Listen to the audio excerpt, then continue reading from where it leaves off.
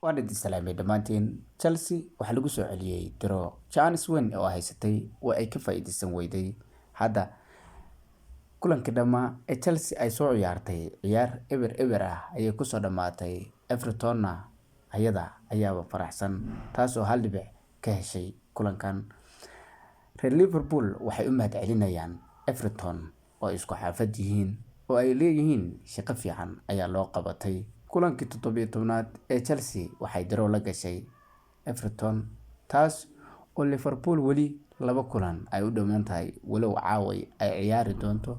Hase ahaatee hadda 35 dhibcood ayay leedahay halka Liverpool still hal dhibic ay ku haydo oo 36 dhibcood ay leedahay laba kulanna ay baaqi u yihiin.